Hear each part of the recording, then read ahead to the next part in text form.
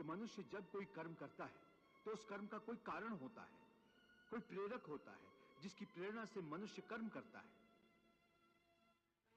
कोई भावना तो होती है जिस भावना की पूर्ति के लिए मनुष्य अच्छा बुरा कोई भी कर्म करता है।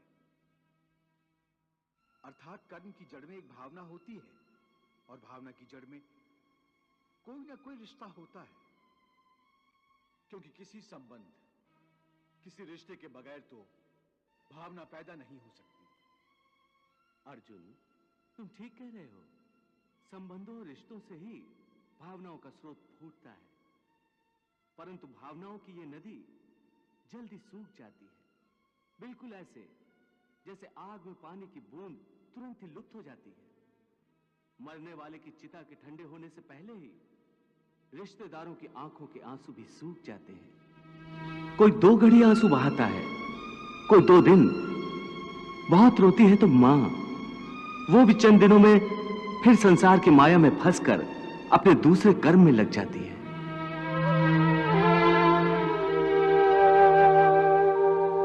हे केशव, एक ओर तो तुम मुझे यह सिखा रहे हो कि ये रिश्ते नाते सब चंद दिनों का दिखावा है, और दूसरी ओर अभी अभी तुमने ये कहा कि संबंधों और रिश्तों से ही भावनाओं का स्रोत फूटता है।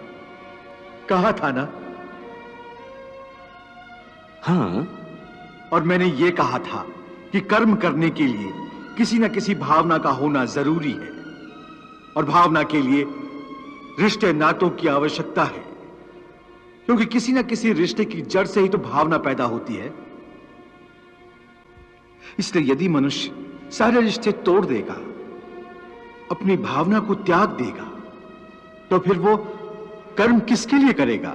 अपने धर्म के लिए। धर्म के लिए? हाँ, अपने धर्म के लिए।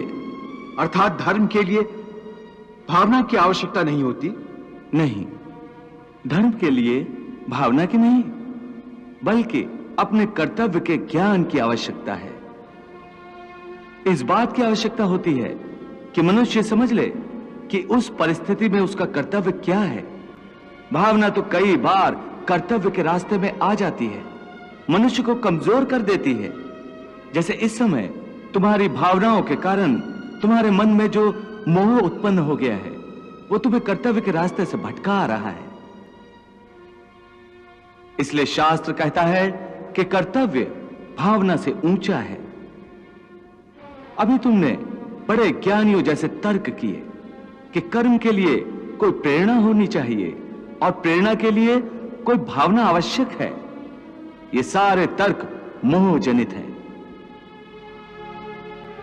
रिश्ते नातों के मोह ने तुम्हारी बुद्धि को धूमिल कर दिया है, इसलिए तुम्हें सत्य दिखाई नहीं दे रहा। इसलिए इस समय तुम्हें धर्म स्पष्ट दिखाई नहीं देता।